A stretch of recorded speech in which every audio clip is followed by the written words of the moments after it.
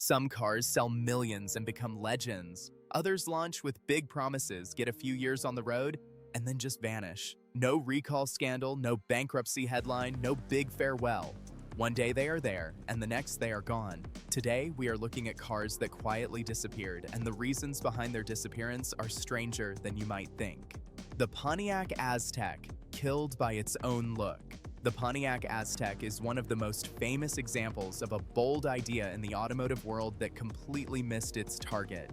Developed by General Motors and launched in 2001, it was meant to represent a new kind of vehicle, a futuristic crossover designed for young, active buyers who wanted both practicality and adventure. On paper, it sounded innovative. The Aztek came with unusual features for its time, such as a removable tent attachment for camping trips, a built-in cooler for outdoor use, and a flexible interior aimed at road trip lifestyles. GM believed it would redefine how people used SUVs. However, when the Aztek finally hit the market, its design became its biggest problem. The exterior styling was heavily criticized for being awkward, disproportionate, and unattractive. Instead of looking rugged or modern, many people felt it looked unfinished or overly complex. Car reviewers and the public reacted harshly, and it quickly gained a reputation as one of the ugliest vehicles ever produced. Because of this negative perception, sales were very poor. Dealerships struggled to move inventory, often offering large discounts and incentives just to clear stock. GM attempted several fixes, including minor redesigns and special editions, but none of these efforts changed public opinion in a meaningful way. Interestingly, years after production ended, the Aztek gained unexpected fame through pop culture, especially after appearing in Breaking Bad. This gave it a kind of cult status among fans who appreciated its uniqueness. Still, production officially ended in 2005 after only 5 years. The Aztek remains a lesson in how innovation without strong design balance can lead to failure, even when the idea itself is ahead of its time. The Oldsmobile brand, 107 years wiped out overnight. Oldsmobile is one of the most historic names in the American automotive industry, with a legacy that dates back to 1897, making it one of the oldest car brands in the United States. Founded by Ransom E. Olds, the company quickly became a pioneer in early automobile manufacturing, introducing innovations that helped shape the future of mass car production. Over the decades, Oldsmobile built a strong reputation for reliability and comfort, becoming a trusted choice for millions of American drivers. At its peak, Oldsmobile was not just respected, it was extremely popular, even ranking as one of the best-selling car brands in the United States during parts of the 1970s and 1980s. Models like the Cutlass became cultural icons, symbolizing success in middle-class American life. However, over time, the brand began to lose its direction. By the late 1990s, General Motors had allowed Oldsmobile to stagnate. Its designs became less competitive, and its identity started to blur within GM's lineup. The vehicles felt outdated compared to newer. More modern rivals and innovation slowed significantly. As a result, younger buyers showed little to no interest in the brand, which created a major long-term problem. With declining sales and an aging customer base, Oldsmobile could not sustain itself in a rapidly evolving automotive market. The Suzuki Samurai, banned before it could grow. The Suzuki Samurai was a small, affordable 4x4 that arrived in America in 1985 and immediately found a loyal fan base. It was cheap, it was fun, and it could handle off-road terrain that bigger, more expensive SUVs struggled with. Sales were strong. Then in 1988, Consumer Reports published a story claiming the Samurai had a dangerous tendency to roll over during sharp turns. The story spread fast. Sales collapsed almost overnight, dropping by more than 70%.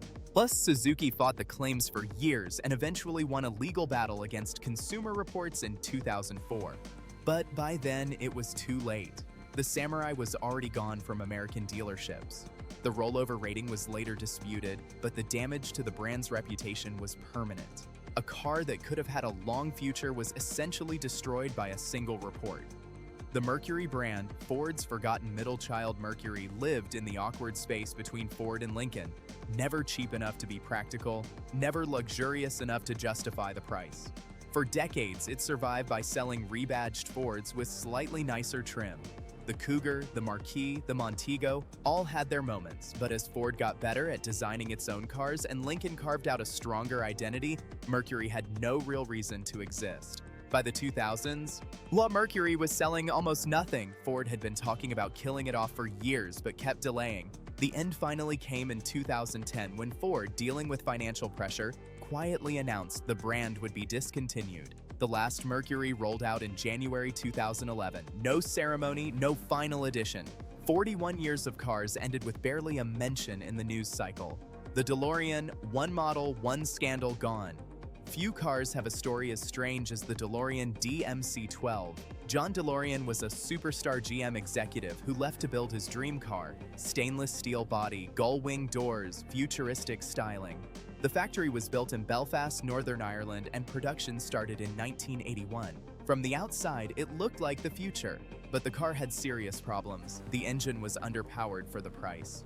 Quality control at the factory was inconsistent. And then John DeLorean was arrested in 1982 in an FBI drug sting, caught on camera allegedly trying to secure cocaine financing to save his struggling company. He was later acquitted, claiming entrapment, but the brand was finished. The company went bankrupt the same year, while Plymouth was selling the same cars as Dodge and Chrysler, just with different badges and lower prices. When Daimler merged with Chrysler in 1998, the new management looked at the brand lineup and decided Plymouth was redundant. It was officially discontinued in 2001. The final Plymouth was a Neon, a small economy car, a far cry from the brand's golden era of muscle cars. Plymouth had survived the 1930s depression, the oil crisis, and fierce Japanese competition, only to be killed by a corporate restructuring meeting. The Isuzu Vehicross, too weird to survive. The Isuzu Vehicross was a concept car that somehow made it to production, and that alone is remarkable. Launched in 1999 with a body design that looked straight out of a science fiction film, it had bubble fenders, a compact body, and proper off-road hardware underneath. Only 4,153 units were ever sold in North America over 2 years before Isuzu quietly pulled it from the market. It was not a mechanical failure. The Vehicross actually worked well off-road. The problem was that buyers did not know what to do with it. Too small for family use, too unusual for everyday driving, and priced higher than competitors with better reputations. Isuzu itself exited the American passenger car market entirely by 2009. The Vehicross disappeared without fanfare, and today the few that survive are collector pieces. These cars all disappeared for different reasons: bad timing, ugly design, corporate politics, or one news story that changed everything. But what they all share is that their end came faster and quieter than anyone expected. The car industry is ruthless that way. You can have a great idea, a loyal fan base, and decades of history, and still be gone before the next model year. If you found this interesting, drop a like and subscribe. We cover the stories behind the machines every week. See you in the next one.